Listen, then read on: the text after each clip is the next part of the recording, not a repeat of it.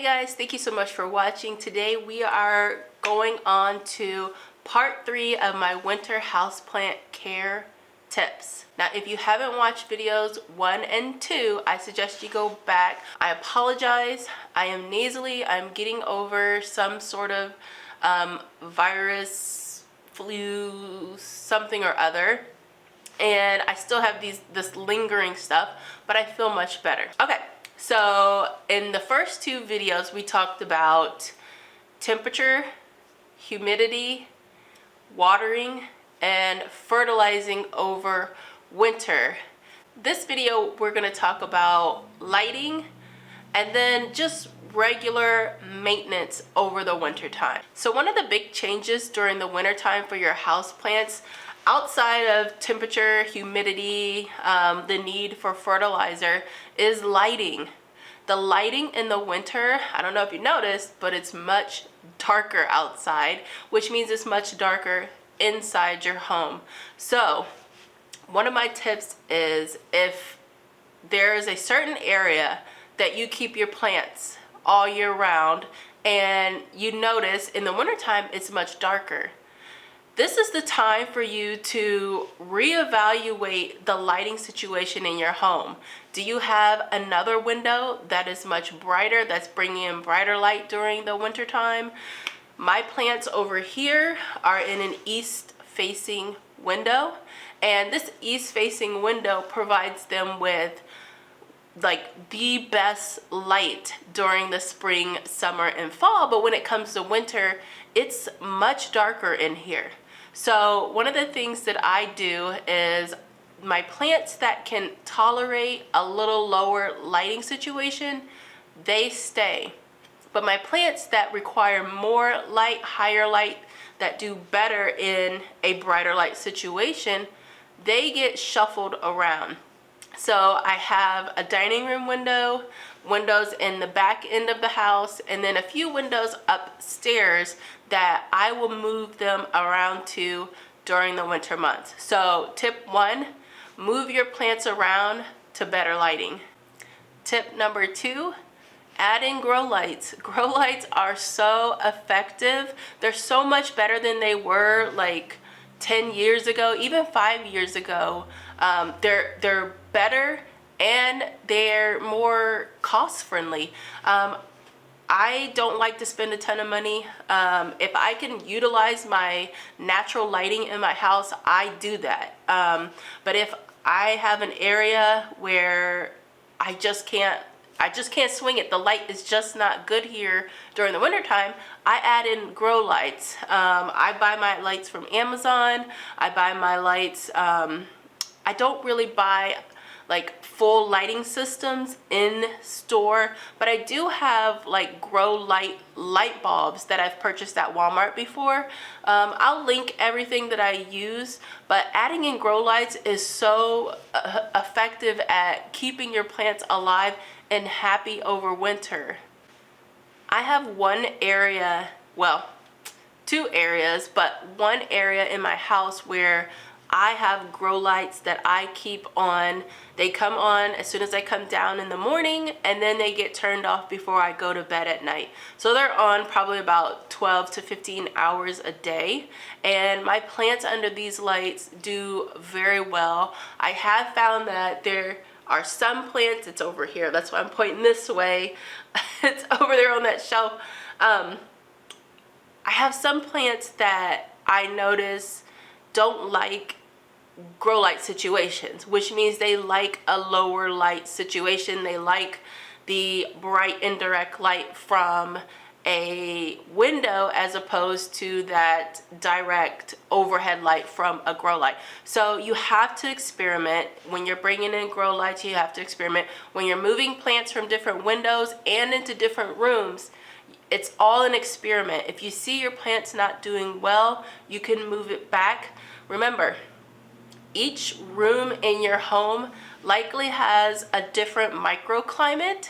So your plants are sensitive to that, they're in tune to that. So when you're moving them all around, you may think it's no big deal. You know, it's just the house is just, you know, everything should be the same, but it's not the same.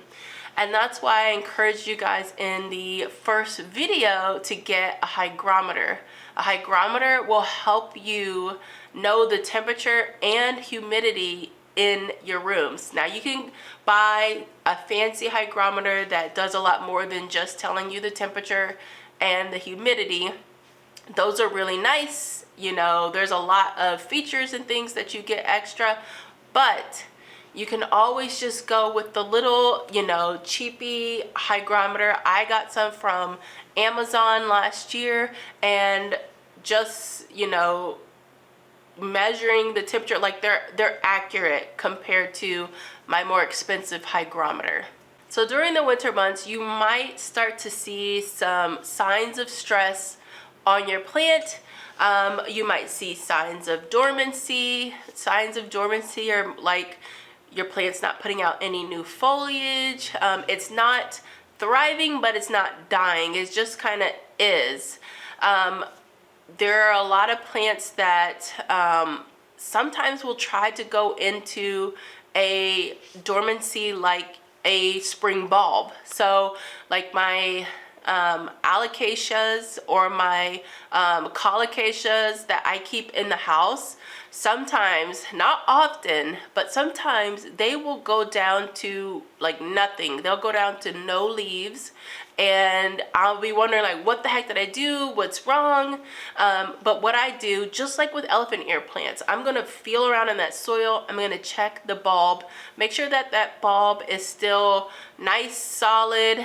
It's not mushy, it's not shriveled up and dead. And if it is nice and it's healthy and it's alive, I just leave it, because eventually that plant will go and break its dormancy.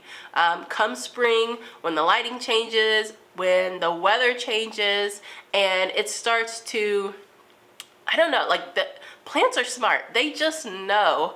Like, you would think that in a house they would be, you know, pretty confused about the seasons and things like that. At least in my house, I've had my alocasias go dormant and like down to nothing, and then I'll just water them like, you know, every 3 to 4 weeks, you know, moisten that soil, and they'll go ahead and wake back up in the spring like nothing ever happened.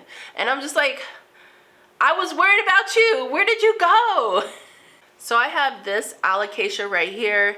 I think it's Marani. Alocasia Marani. I'll put the name on the screen. It's probably like totally opposite of what I'm thinking it is. But anyways, this alocasia is trying to go dormant on me, and it's been trying to do that for months now. So see how the leaves are curled? This to me is a sign of dormancy. This is a sign that the roots aren't taking up the water that I'm giving it. I believe that this plant is dormant. So I am barely watering it. I'm not fertilizing it. I'm not doing anything to it, but just making sure that every few weeks I give it moisture. The leaves do not change from this. They stay curled like this. And then in the spring, it'll start pushing out new growth once it wakes up. So with the changes over winter, you're gonna see the dormancy. You're gonna see, you know, signs of stress. That could be, you know, leaves dying. That could be wilting. That could just be a plant that just does not look happy. Dull leaves, things like that. Hang in there. Prune off anything that is dead, damaged, or diseased, and just stick to regular care. Don't water it as often as you typically do. I like to wait until they are like half dry or mostly dry. That's for a normal, you know, 6-inch size plant. If you got a 2-inch plant, you're gonna water it more often just because it's so small. So during the winter months, you may see your plants start showing signs of the season or signs of stress due to the changes in the temperature, the humidity, the lighting. So in this situation, if you get yellow leaves, if you're getting them more often, that's okay. Just cut them off. Continue with regular care for your plant. If you see a plant that has just suddenly It's stopped growing. It's not dying, but it's not thriving. That's okay. That plant is likely just slowing down because of the season. Continue to take care of it as normal. If you start seeing crunchy leaves, that's normal too. That's a sign.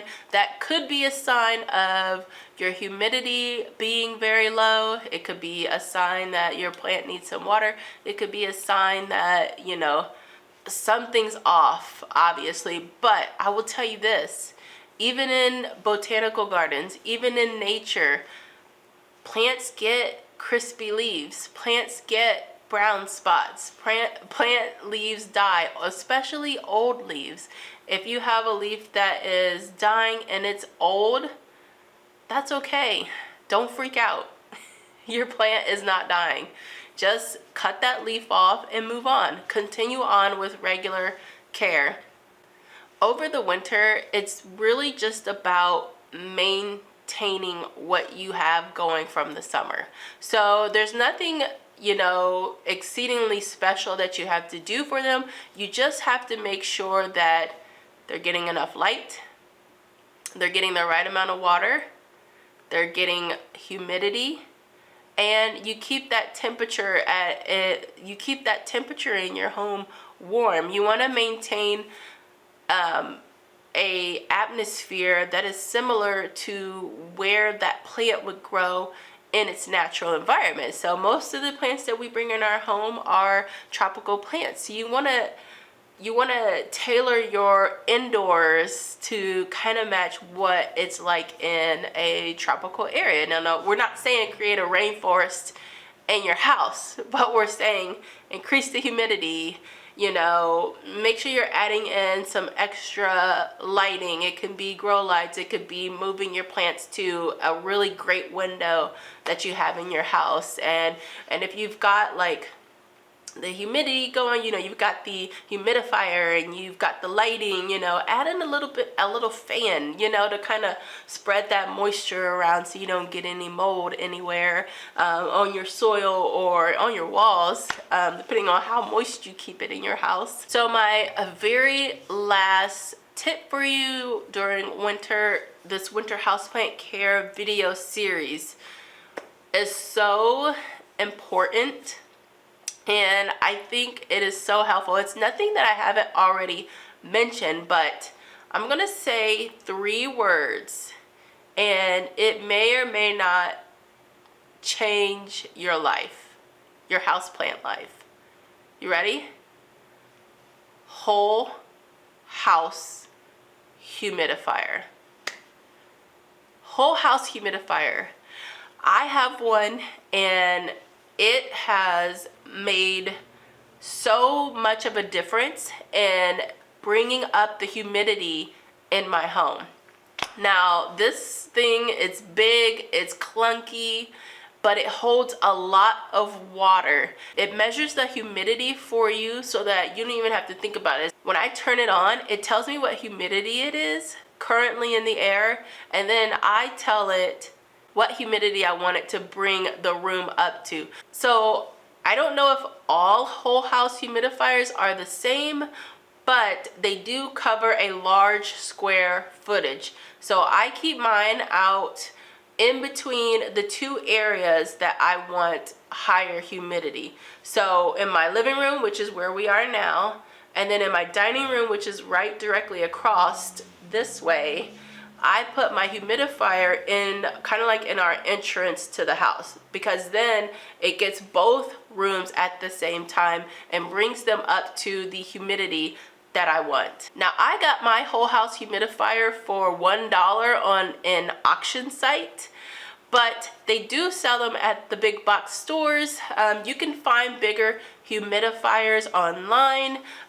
You can buy them based on the square footage, but I'm telling you, having a bigger reservoir will save you from tons of trips to fill up your humidifier. The small humidifiers are nice just to tuck in different places, but if you don't want to be constantly refilling those, get you a whole house humidifier.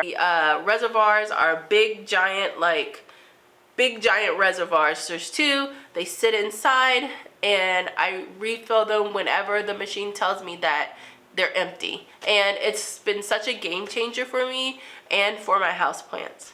Thank you guys so much for watching this video. If you have any other tips or do things in a different way that you think someone might benefit, leave those suggestions and help below. A lot of people watch and read those comments and may find help in your comments, so definitely do that. We're a community. Gardeners are amazing, and we're always sharing tips with each other, and that's the beauty of this community. So yeah, let's share and help each other. And if you guys have any other questions, leave them in the comments, and I'll see you next video. Bye.